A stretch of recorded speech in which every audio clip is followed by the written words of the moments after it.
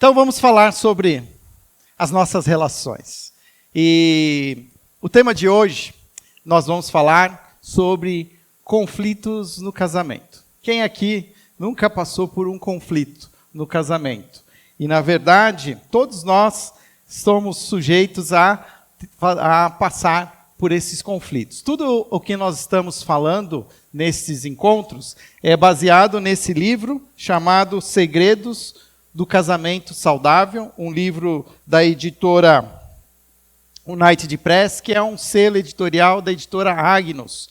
E existe ele na Amazon, é fácil de achar, e eu gosto dele, é um livro extremamente prático. E cada capítulo, basicamente, a gente tem feito, tem apresentado aqui para vocês, e esse é o capítulo de hoje, Conflitos no Casamento. Se você não esteve aqui nos outros encontros, a primeira parte nós falamos sobre os fundamentos do casamento, o que nós entendemos ser o casamento e entendendo a palavra que Jesus nos dá, dizendo que, mostrando até no final do Sermão do Monte, quando ele termina o Sermão do Monte, aquele maior discurso, o discurso mais popular de Jesus, ele diz assim: portanto, quem ouve estas minhas palavras e as pratica, é como um homem prudente que construiu a sua casa sobre a rocha. Caiu a chuva, transbordaram os rios, sopraram os ventos e deram contra aquela casa. E ela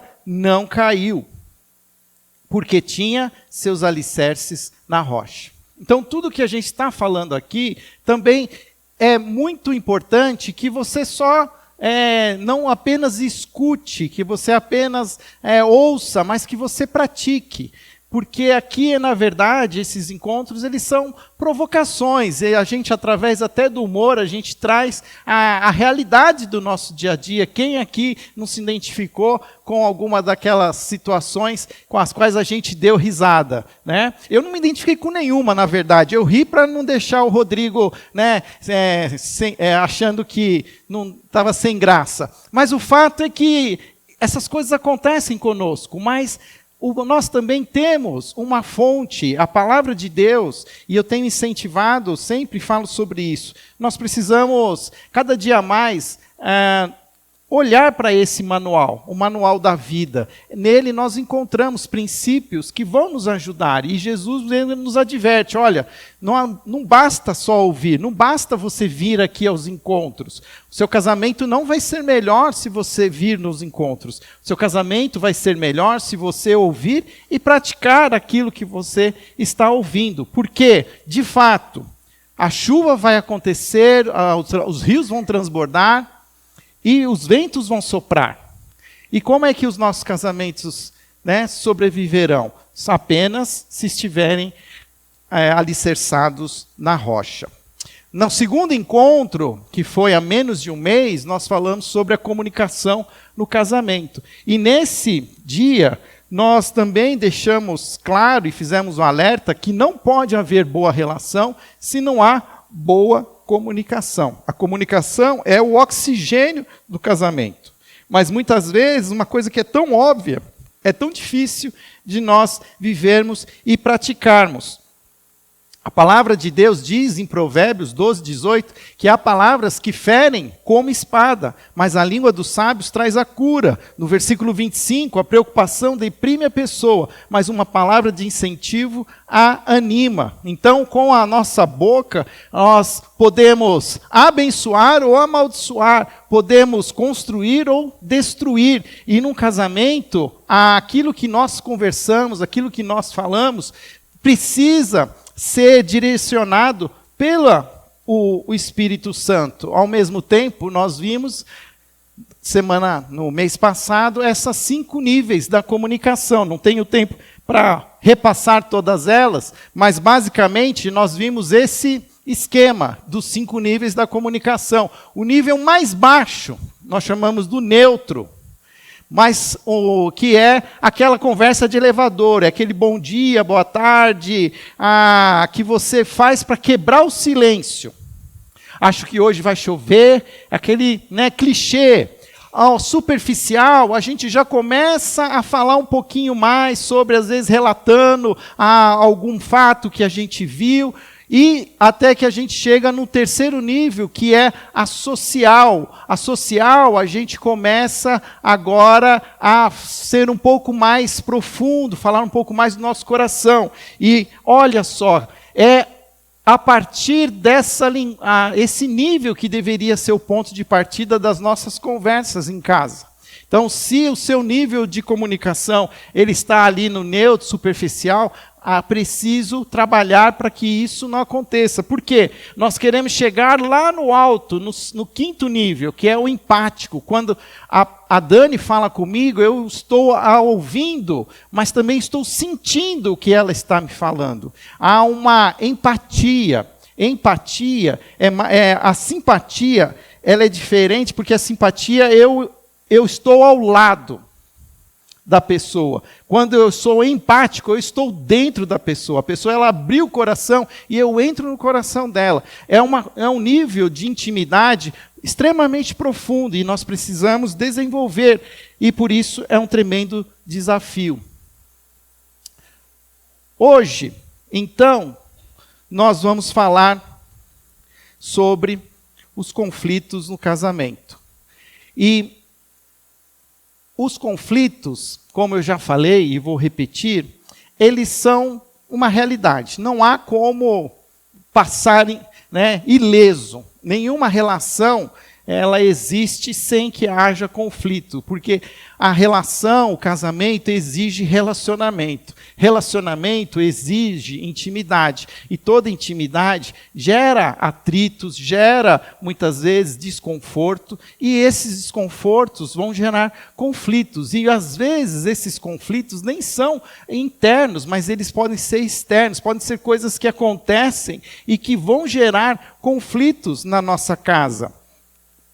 A mensagem aqui de alerta é que o conflito é uma crise. E a crise pode nos conduzir ao perigo ou à oportunidade. Nós é que escolhemos. O que significa isso? Que conflito no nosso casamento vai existir. Mas a nossa atitude é que vai fazer a diferença. Como eu vou lidar com essa crise? Eu tenho que entender que eu posso aproveitar isso como uma oportunidade para olhar, ver aquilo que pode ser mudado, aquilo que pode ser feito de uma maneira diferente, ou eu posso simplesmente ignorar, e fica aquela luzinha amarela, fica lá. Só que um dia essa luz amarela ela vai se transformar numa luz vermelha, e talvez essa luz vermelha nunca se apague muito mais, e ficará difícil depois de tentar resolver. Por isso é muito importante a atitude que nós vamos ter no conflito. Os conflitos podem facilitar a compreensão na nossa relação sempre que haja diálogo. Nós estamos, esse mês, numa série de mensagens falando sobre família viva, família saudável. E a cada domingo nós estamos trazendo uma temática para a vida da nossa família. Para que uma família seja uma família saudável, nós falamos primeiramente, no primeiro domingo, exatamente sobre diálogo. Um nível de comunicação onde há a possibilidade de se expressar, de se ouvir a outra parte, respeitando a outra parte, buscando entender. Então, todo conflito, ele precisa ser tratado com diálogo. Diálogo talvez é o grande desafio para nós. Eu sou uma pessoa que, na minha personalidade, eu evito conflito. E ao tentar evitar o conflito, eu tento criar um cenário, criar um ambiente em que nada pode gerar conflito. E isso, às vezes, gera uma codependência, porque o que eu começo a prever aquilo que vai dar errado, e para não deixar dar errado, eu faço das tripas corações, movimento os filhos, expulso os gatos, faço para a coisa não gerar conflito. A Daniela é totalmente diferente. Para ela, assim, se a coisa não está funcionando, ela já vai lá e fala e pronto, e acabou. Tem dia que eu estou acordando, eu levanto mais cedo, e eu já começo a fazer o café, corto lá a frutinha para ela, faço tudo bonitinho, não sei o quê. Aí ela acorda, e ela fala assim: você foi dormir ontem e deixou a janela aberta. E eu falo: bom dia para você também. Né? Por quê? Eu deixei a janela aberta. Fato, deixei. Mas agora já era. Mas bom, né, dá um bom dia, depois a gente discute. Vamos tomar um café primeiro, sentar na mesa. Não, mas para ela já está bom. Ela falou: pronto, ela já falou, agora ela está bem. Mas eu fiquei mal. E eu sou uma pessoa sensível, já contei isso para vocês. Eu fico magoado o dia inteiro. Só vai passar no outro dia. E a gente tem que saber lidar com essas situações. Nós precisamos. Então, como é que eu tenho que trabalhar? No diálogo, eu tenho que sentar com ela e falar assim: Dani, então, olha, tudo bem, eu errei, sei o quê, mas a gente podia conversar de amenidades primeiro, podia começar naquela, né, no nível de comunicação lá mais, né, mais empático ali e tal. Depois você falava, você me dava bronca, eu aceitava. Enfim, a gente precisa aprender a se expressar. Efésios, e é o texto que eu quero aqui destacar como um texto para nossa reflexão. Efésios capítulo 4, verso 31 e 32, nesse texto, Paulo está escrevendo uma carta à igreja em Éfeso. E o título, o parágrafo é: Vivam como filhos da luz. Ele está, de alguma maneira, exortando a igreja para que a igreja deixe de ter o comportamento quando ainda eram dominados pelas trevas, mas agora, como filhos da luz, como aqueles que foram libertos do poder das trevas e transportados para o reino da luz, nós precisamos criar novos comportamentos, precisamos ter uma maneira diferente de lidar com as crises. E ele fala isso, ele fala: livrem-se de toda amargura, livrem-se da raiva, da ira, das palavras ásperas, e da calúnia, e de todo tipo de maldade. Em vez disso, sejam bondosos e tenham compaixão uns dos outros, perdoando-se como Deus os perdoou em Cristo. Eu já falei isso, eu vou repetir. Tinha uma frase que, quando eu era adolescente, o boletim da igreja que eu frequentava tinha lá embaixo um título que fala assim: nossa igreja só será forte à medida que os nossos lares forem fortes. O que Paulo está dizendo, ele está falando para essa igreja: igreja, vocês precisam ser diferentes, vocês precisam ser filhos que reflitam a luz, e isso precisa também ser refletido nas nossas casas, nas nossas famílias. Não adianta a gente tentar fazer isso publicamente, fazer aqui quando somos, se no nosso lar, na intimidade das nossas casas, o pau está quebrando literalmente. Há uma regra, o marido já entra de escudo e capacete, né? A mulher está de tocar esperando o marido chegar. E não pode ser assim, a gente precisa aprender a lidar. E os conflitos, eles vão existir, não tem como evitá-los. Duas coisas que eu também queria aqui destacar: o mito e a crença. O mito, ele também é conhecido como o mito da gata borralheira, que significa que a gente ensina, inclusive, as nossas crianças, contando para elas historinhas de contos de fadas, onde as histórias sempre terminam e viveram felizes para sempre. E não existe isso. Isso é um mito. Isso é uma expectativa que não tem como acontecer, não tem como ser feliz para sempre. E aqui, olhando para cada um de vocês, e alguns que eu conheço um pouco mais da história, é fato, cada um de vocês, na história de vocês, passaram por muitas dificuldades, passaram por lutas, e não necessariamente o momento atual é o melhor momento da vida de vocês. Por isso, nós precisamos entender que vamos passar por dificuldade, e não necessariamente seremos felizes o tempo todo. E outra crença que também a gente vai acreditando nisso, que como somos cristãos, então a nossa família vai dar certo, o nosso casamento vai dar certo. Se olharmos hoje pesquisas, nós vamos ver lá, dentro do ambiente evangélico, o número de divórcios é praticamente o mesmo do número de divórcios de uma outra família que tem uma outra crença, sistema religioso. O fato que isso não vai nos ajudar. Porque tem uma coisa, pessoal, que eu não sei se você já entendeu, mas eu vou ser bem claro. Muitas vezes, nós somos bastante conhecedores da palavra. Nós entendemos, inclusive, o que Deus nos propõe, e nós sabemos o que devemos fazer. A grande crise é que a gente não faz o que deve ser feito. E é por quê? Porque nós não somos crentes, nós não somos comprometidos o suficiente, não conhecemos a palavra? Não, porque existe uma outra parte de nós, que é essa parte emocional.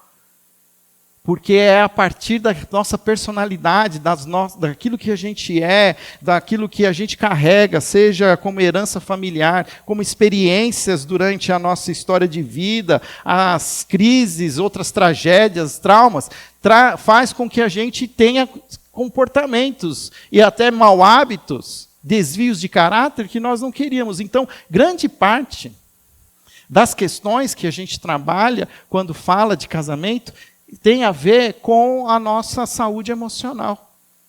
Porque as crises todos temos, mas como nós lidamos com elas, como nós reagimos.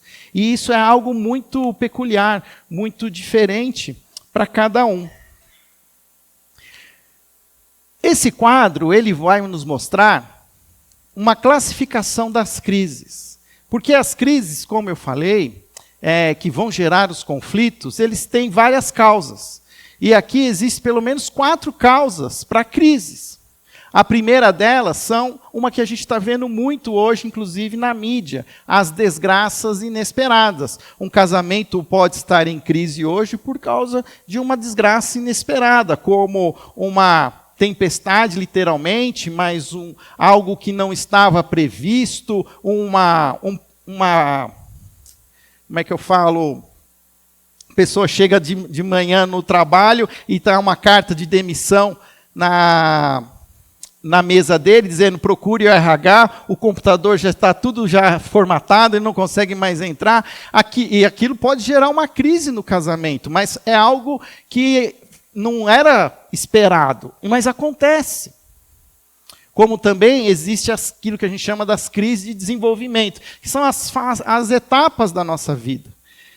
Quando a gente casa, isso eu vou trazer depois uma outra tabela que vai falar um pouquinho mais sobre a crise de desenvolvimento, as etapas do desenvolvimento do nosso casamento. Existe o tempo que a gente está junto, logo de início, que é a época da lua de mel, a do romantismo, mas daí começa a vida selvagem, chegam os filhos, né? E os filhos continuam deixando a nossa vida selvagem, e a coisa parece que não melhora, os filhos vão crescendo, e a próxima etapa é que nem videogame, é mais difícil.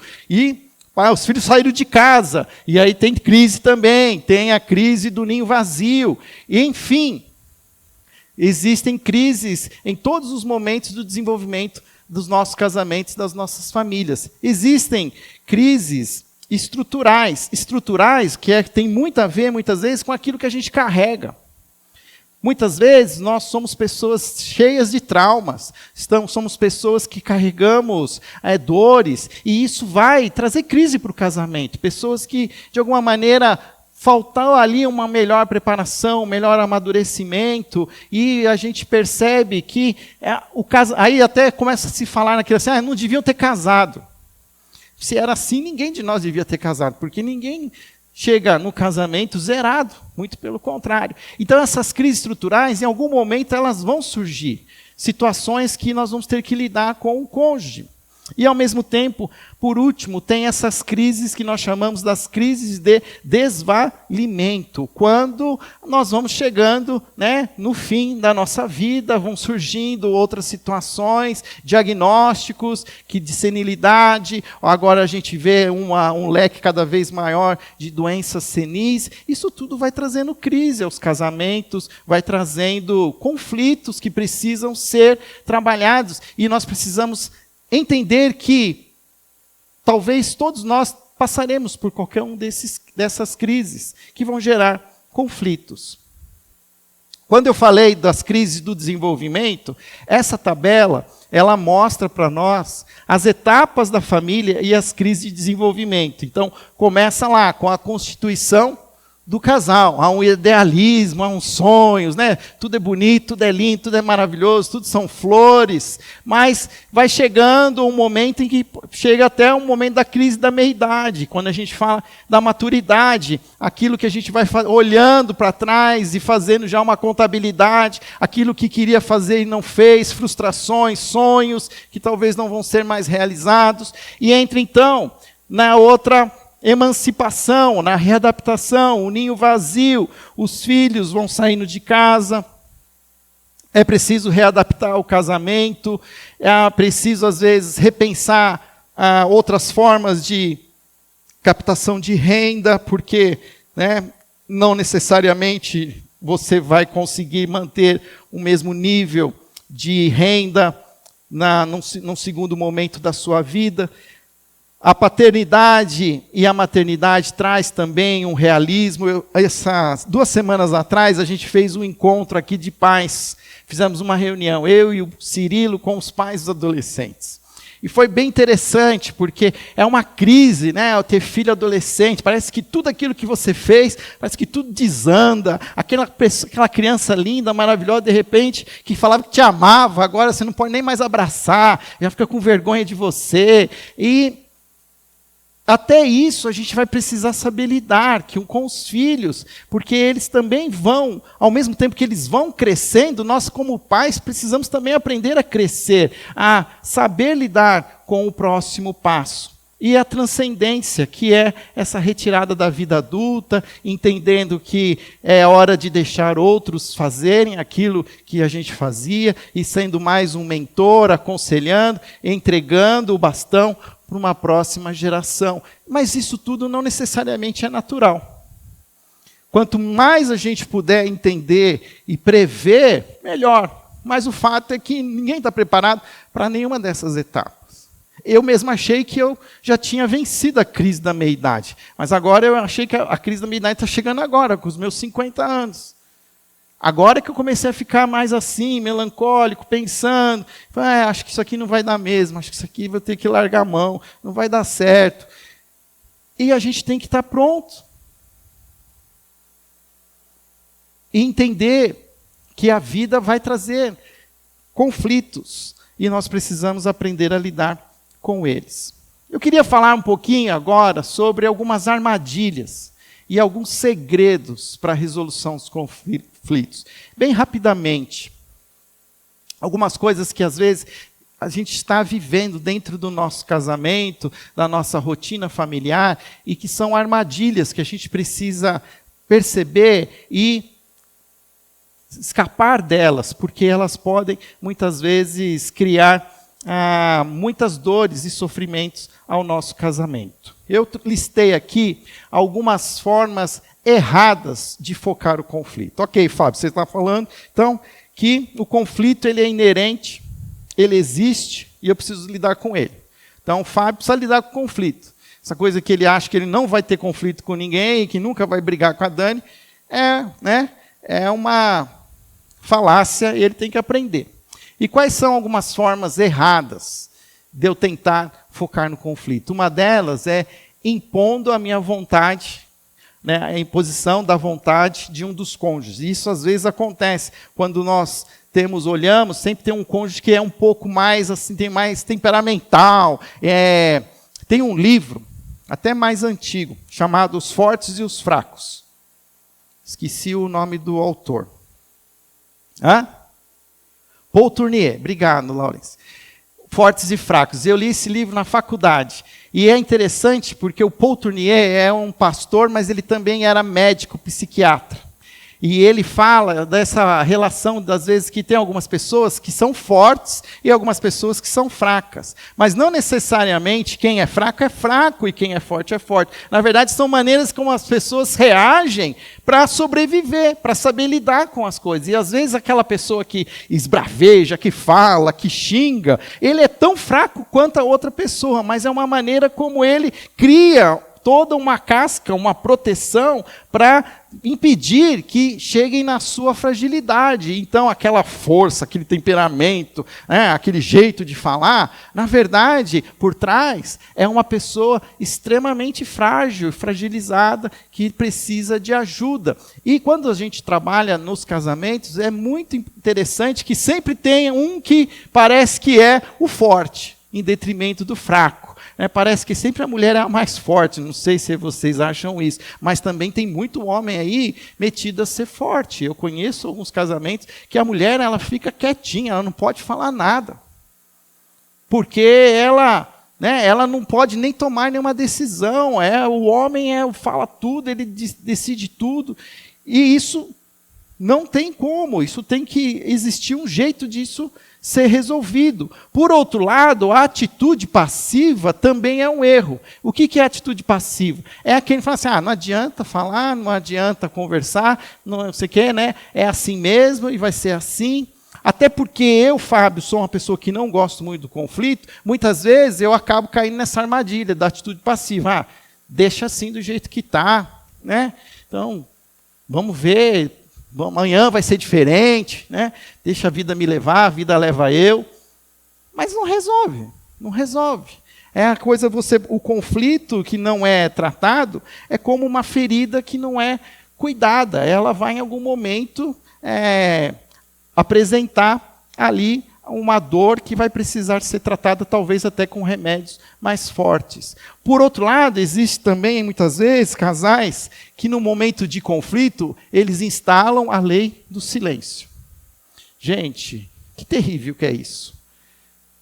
É ficar tão magoado um com o outro que não há uma conversa. Não há nem um bom dia, um boa tarde, sabe os níveis de... Eles passam do -0. Não existe nem boa tarde, bom dia, boa noite. É uma coisa assim, extremamente violenta. Parece que o silêncio parece ser uma coisa assim, calma, tranquila, mas dentro de uma relação se torna algo violento, porque você está, de alguma maneira, anulando e impedindo que haja diálogo. Então você não fala nada, você finge que a outra pessoa não existe, e isso não é uma forma de ajudar a resolver. Agora também tem gente que é especialista em palavras torpedos, que sabe exatamente o que falar na hora que não devia falar. E acerta na jugular, pega bem ali na parte frágil da pessoa. E a gente precisa entender que também essas indiretas também não funcionam. Essas indiretas, na verdade, elas só vão colocar mais pimenta na coisa, não vai ajudar a amenizar.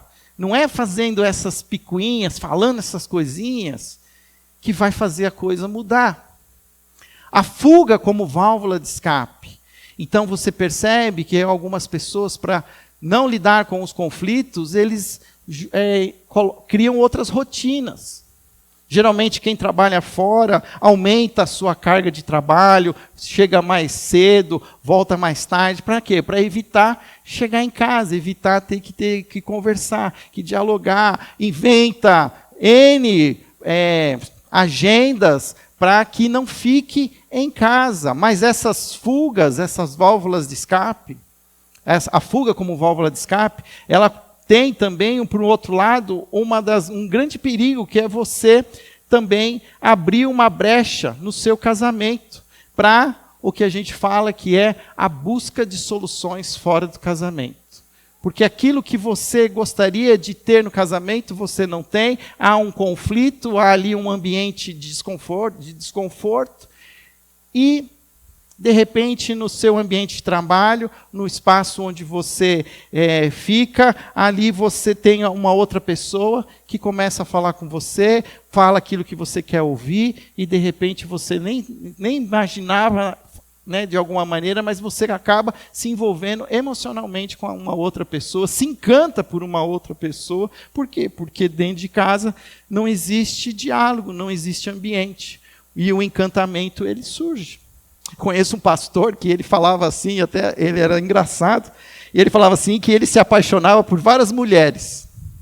durante toda a vida dele, assim, falava, mas na verdade eu entendo assim, que a gente precisa tomar cuidado, porque muitas vezes quando nós não temos esse espaço de convivência saudável em casa, nós ficamos suscetíveis a encontrar outros espaços. E uma coisa que a gente falou, inclusive no mês passado, falamos no nível de comunicação, que é a questão dos elogios. Se você não elogiar o seu cônjuge, alguém está elogiando o seu cônjuge. Então toma cuidado, sabe? Às vezes a gente também, porque conhece tão bem o nosso cônjuge, que a gente só levanta a ficha criminal, a capivara. Mas se esforça para também ver ali os pontos, né, ali positivos. Lembra da dinâmica que a gente fez no final daquele encontro? Que a gente falou lá, né? Procura 4 elogios e uma coisa que faz tempo que não acontece, que você sente falta. E é um exercício fazer isso. Lembrar de elogiar, para que essas coisas não aconteçam fora do nosso casamento. Mas o que são algumas formas corretas, então, de focar no conflito? Olha, se você tem pelo menos 6 maneiras erradas, a forma certa são menos opções, mas são as que necessariamente precisam ser cumpridas. A primeira delas é enfrentar o conflito por meio de uma atitude correta. O que significa isso? Que, como eu falei, os conflitos, eles são passionais, eles envolvem as nossas emoções. E às vezes é preciso deixar passar um pouco a poeira, se acalmar, combinar de conversar. O ideal é, olha, precisamos conversar sobre tal coisa, será que a gente pode fazer isso, tal lugar, tal horário? Parece uma coisa meio ridícula, mas muitas vezes precisa existir, porque às vezes assim, um dos dois talvez é o mais ansioso, já quer resolver, o outro está, né, como o Fábio, fala assim, não, deixa para ver, de repente a Dani esquece, ela nem fala mais nada, né? Você vai enrolando e vai deixando. Não, alguém toma uma atitude, fala, olha, precisamos conversar, vamos discutir. E aí a atitude certa é o quê? É ouvir, é entender, ok, então vamos tratar. E tratar, então, como eu falo, né, no momento oportuno. Às vezes fala assim, você não vai sair de aqui antes de conversar comigo. E geralmente o homem, que já é uma ostra, parece que então ele fecha-se mais ainda. Né? Então, ter esse feeling é muito importante, mas ao mesmo tempo, muitas vezes, vai ser necessário solicitar ajuda externa. Vai ser necessário pedir para ter um mediador. Alguém que ouça, alguém que interprete, porque pensa que num conflito, nas emoções estão afloradas, cada um tem a sua razão. A gente falou sobre isso também mês passado, quando falou até lá do elefante lá, que os indianos, cada um enxergava o elefante, uma parte só dele. Ninguém estava errado, mas ninguém estava totalmente certo. E o conflito também é assim. Todos nós temos uma parte da razão. Mas e aí? Não é uma briga, não é numa luta, né? Não é num ringue que a gente vai resolver. E às vezes vai precisar ter uma mediação. Vai precisar alguém dizer assim, menos, Fábio. Você está sendo egoísta, você está sendo injusto. Porque às vezes ouvir isso da Dani, eu não quero ouvir isso dela, mas eu preciso achar alguém que eu reconheça a autoridade. Que possa, e você precisa estar disposto a se submeter também a essa autoridade, a essa ajuda externa. Porque a gente também parece que faz muito a mesma coisa que a gente faz em consultório médico, a gente faz em gabinete pastoral, com outras mediações, seja um terapeuta, porque a gente não gosta do diagnóstico, a gente procura o outro para ver se tenta achar, né, um outro diagnóstico melhor, tenta ver se ele troca o remédio. E assim, eu aprendi assim, que nós a gente vai ouvir muita opinião de muita gente. Opinião todo mundo tem para dar. Mas em certos momentos é preciso escolher alguém. Vamos falar com fulano de tal e nós vamos nos submeter ao que ele vai dizer. Nós vamos orar, nós vamos entender que essa pessoa é uma pessoa de Deus, Porque ela tem sabedoria, tem discernimento, e nós vamos, por mais que seja algo que seja desconfortável, se você não vai gostar de ouvir, mas muitas vezes é necessário se submeter a essa ajuda externa. E eu queria falar, então, desses pilares para resolver o conflito. Aqui, para mim, é a parte que eu creio que é a mais importante, e é aquela que, se você até agora não prestou muita atenção no que eu estou falando, eu queria que você agora prestasse mais atenção e buscasse, de alguma maneira, entender que esses pilares, essa é a base para a resolução dos conflitos. A primeira delas é a vontade de mudança. Ao mesmo tempo, a base de compromisso, o confronto com amor e uma atitude de perdão. Eu quero falar sobre cada uma delas um pouquinho mais. Quando eu falo de um dos pilares para a resolução do conflito é a vontade de mudança, isso significa o quê? Significa que a primeira condição é querer. Às vezes, eu também, como pastor que atendo casais, é muito comum chegar no gabinete o casal em que um quer, mas o outro não quer mais. Às vezes, os conflitos eles vão se acumulando e não há um tratamento até que chega um nível que um já jogou a toalha, já tirou as luvas, falou assim, não quero mais, não quero saber, não aguento mais. E aí parece que daí o outro se desperta. Ah, não, peraí. E aí quer fazer... Opa, perdão, estou mudando, apertando aqui todos os botões enquanto falo, né?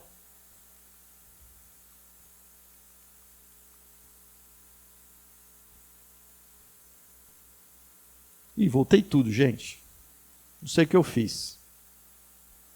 Se conseguir colocar lá na vontade de mudança para mim, Maiara, por favor. Então, a primeira condição é querer. Querer envolve estar disposto a fazer acordos.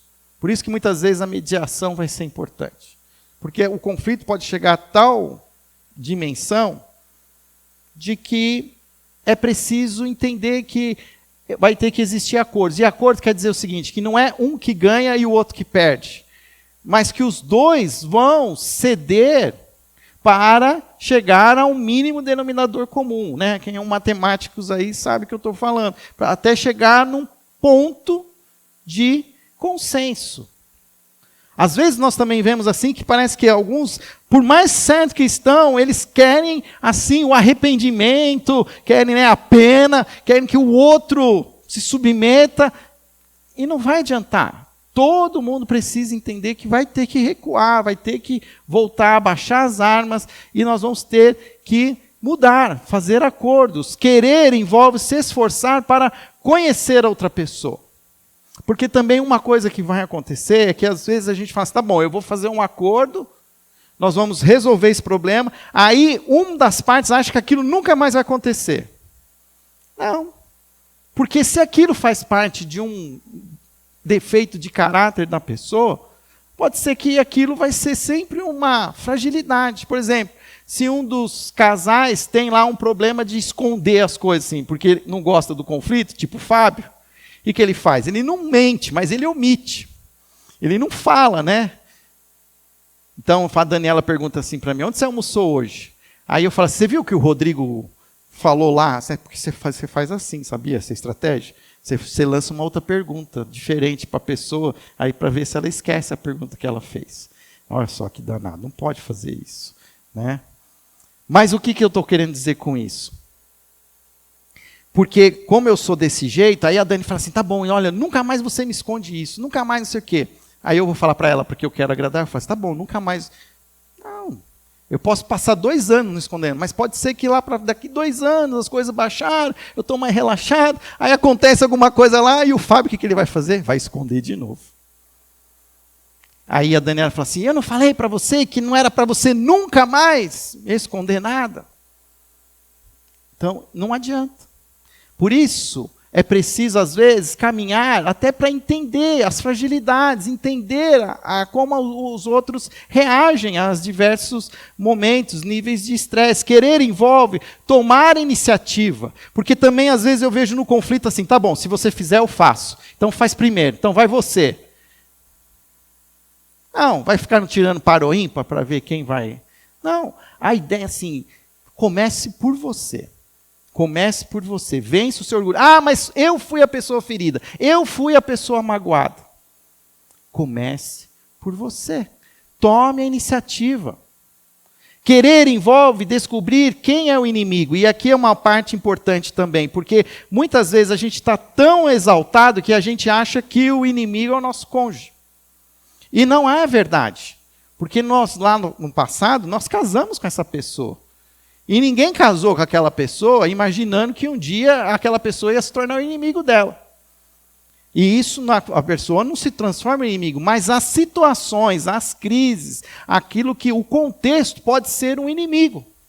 E nós precisamos aprender a lidar com isso. A talvez entender que precisa focar de uma maneira diferente. E querer envolve disposição para a mudança. E aqui, muitas vezes, a gente também fica esperando que o outro mude. Mude você. Mude você. Comece por você.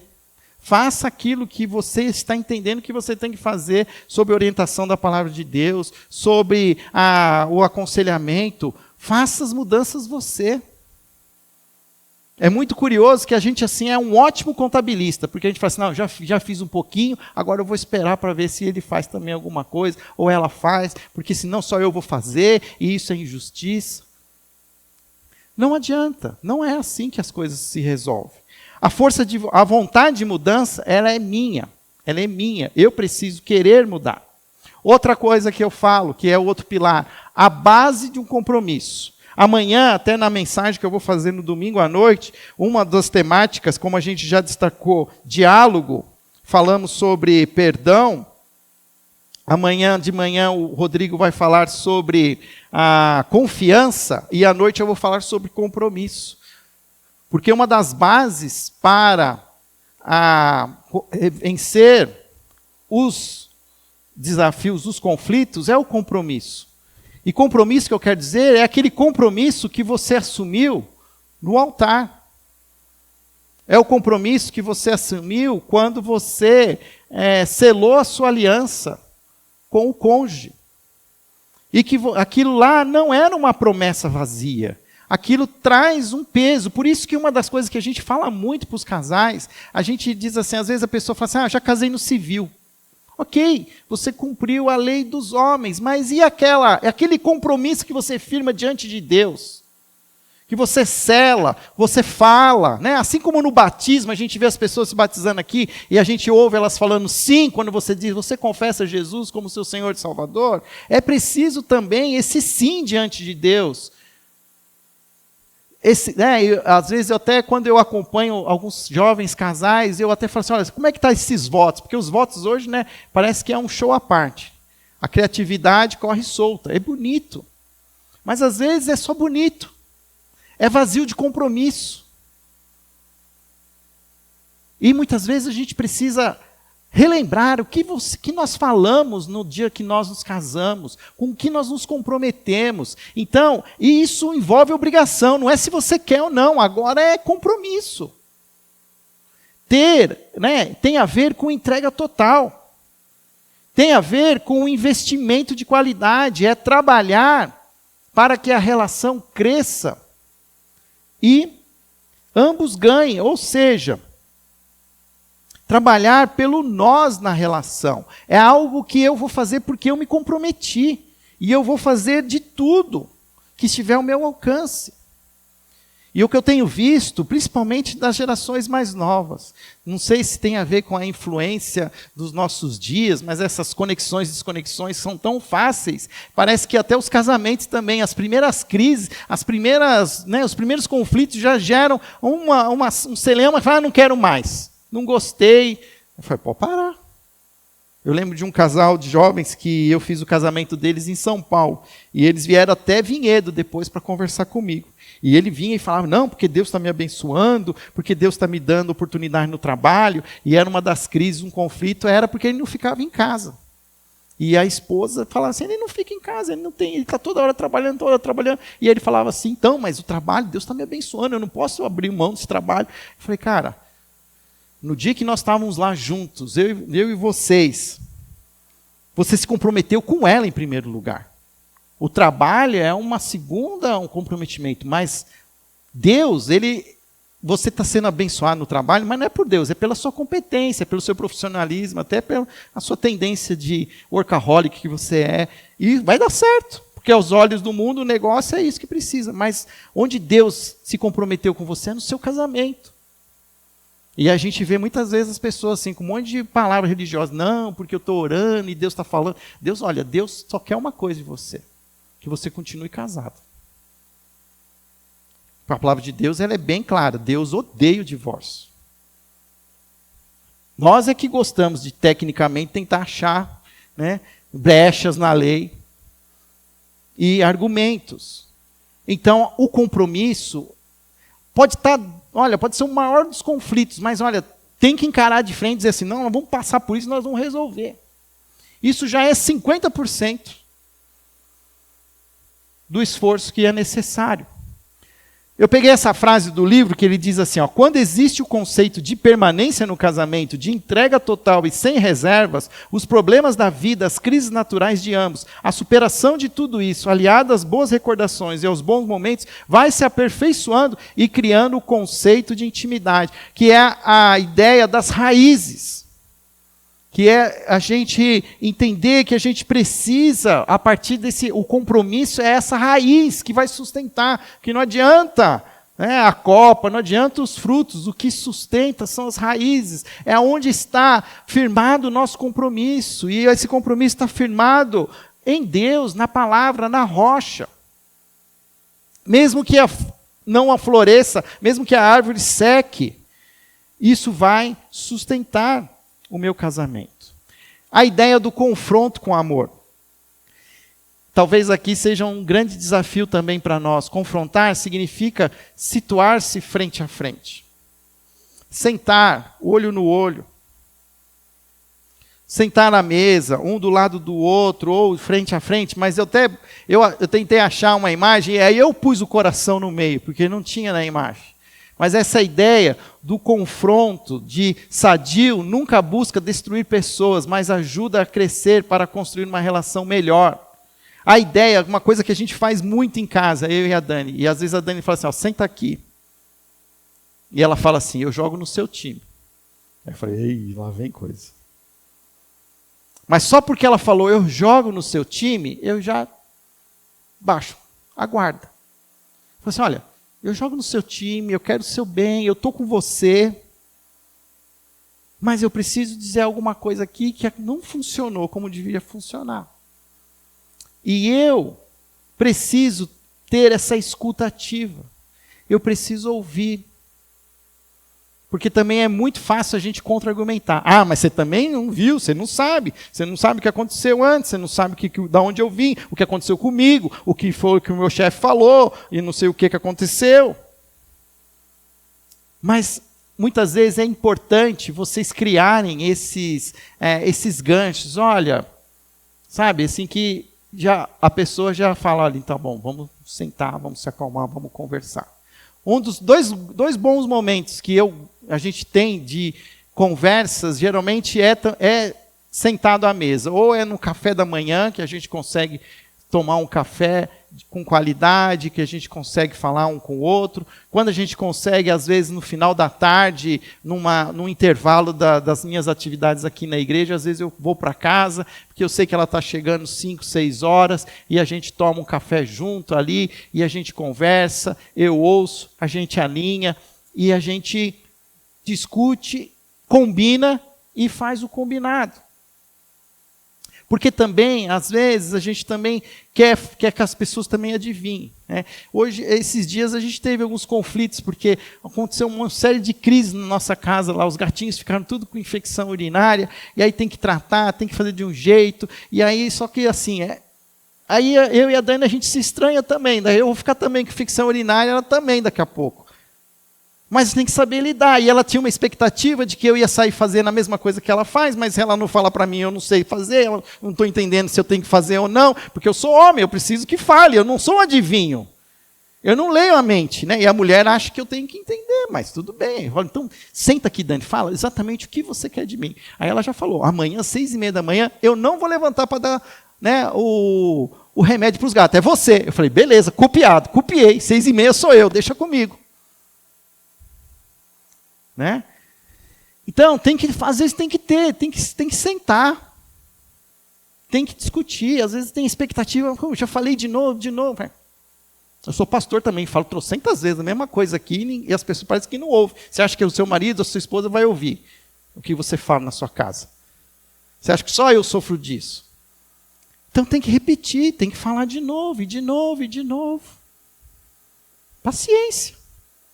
Mas é amor. Sabe o que é esse amor? É o ágape, é incondicional, é do jeito que é. Porque eu vou falar a verdade. E desculpe aqui se eu vou ser muito realista.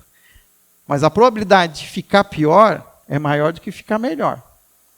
Porque a gente vai também ficando mais velho, vai ficando mais ranzinza, vai criando lá os nossos jeitos de fazer as coisas. E parece que as coisas vão ficando mais rígidas assim, né? E, olha... Então, melhorar mesmo, talvez não melhore muito, não. Né? Então, tem que saber lidar, confrontar com amor.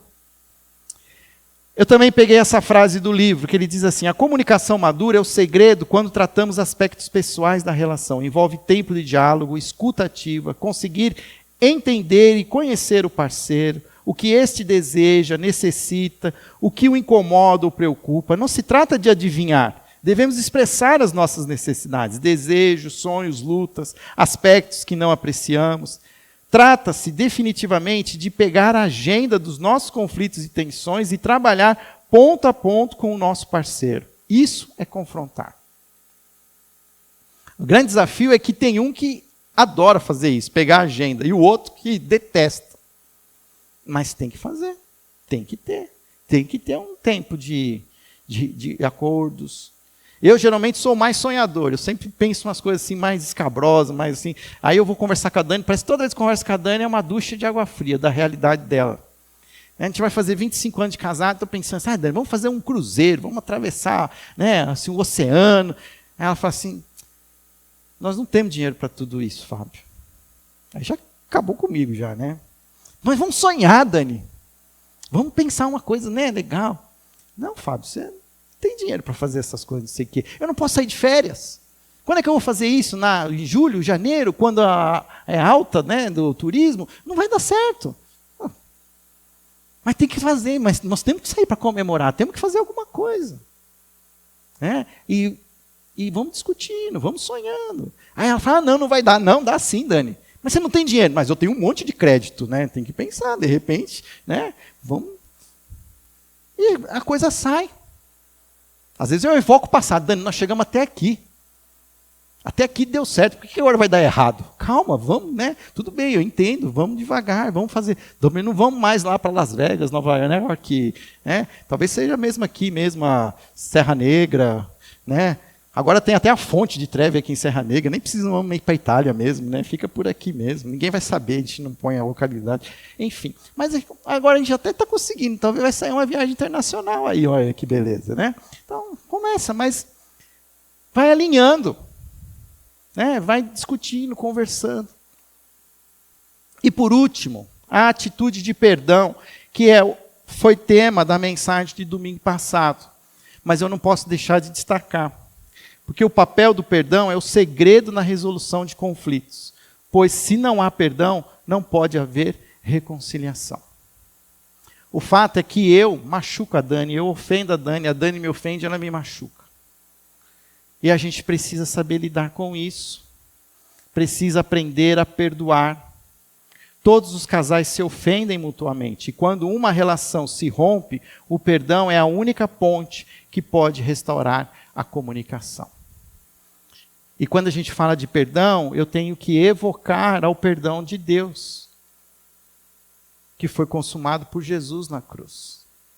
Foi algo que foi nos dado antes mesmo de qualquer mudança nossa de atitude. E às vezes nos nossos casamentos a gente deseja falar, tá bom, eu te perdoo se... Aí já não é perdão. Aí já é condição, é revólver na cabeça, né? Já... Não é assim que as coisas funcionam. Mas eu sei que também é um grande desafio. Muitas vezes as ofensas são muito difíceis, são muito grandes. E a gente precisa saber lidar, respeitar também o tempo de cada um, o coração de cada um. Mas é preciso caminhar por essa estrada do perdão. A atitude, perdoar, é um verbo ativo que... Aqui eu digitei errado. Que toma iniciativa. Não nos permite sentar e esperar que a outra pessoa se arrependa. Envolve dar o primeiro passo com o objetivo de curar uma relação. Pedir perdão e perdoar são atos de maturidade. Perdoar não muda o passado, mas marca uma grande diferença no futuro da relação. A gente falou sobre isso no domingo passado. Essa história também é um mito, né? Fala que perdoar é esquecer. Deus, na sua perfeição, Ele esquece as nossas transgressões. Mas nós vamos lembrar, mas a gente vai lembrar sem dor. Não vai gerar em nós mágoa, porque a gente conseguiu se libertar dessa dor. E nós precisamos caminhar nesse sentido, para que nós possamos saber lidar com os conflitos. Eu queria encerrar e encorajar você a seguir em frente no seu casamento, a entender que terão dias difíceis, terão dias, parece que a coisa, né, tudo acordou bem, de repente a coisa desandou e o final do dia está um caos. Porque é exatamente assim que as coisas acontecem. Ninguém se prepara para um conflito, eles surgem. As crises, vocês viram, elas acontecem de maneiras até que não fazem nem parte da nossa dinâmica, mas elas muitas vezes acabam comprometendo o nosso casamento. Mas a nossa maneira de agir muitas vezes, se rendendo, se colocando diante do Senhor. E eu quero contar para vocês que muitas vezes existem conflitos que eu preciso, antes de tudo, entrar no meu quarto, fechar a porta, e me ajoelhar diante do Senhor e pedir, Senhor, me ajude. Porque eu não sei resolver isso. Eu não sei como desarmar essa bomba. Eu preciso de ajuda. Aos meus olhos, a coisa desandou. E a gente precisa crer que Deus está com a gente no nosso casamento. Que aquilo que a gente não é capaz de fazer, Jesus é capaz. Lembra quando a gente fala que o primeiro milagre que Jesus realizou foi num casamento, transformando a água em vinho? E isso também para mim traz o significado que dias melhores virão. O nosso casamento pode ficar melhor. O vinho que a gente vai beber pode ser melhor com a ajuda de Jesus. E a gente precisa muitas vezes quebrar esse orgulho e colocar diante do Senhor, se ajoelhar. Senhor, eu não sei como é que vai acontecer isso. Só o Senhor.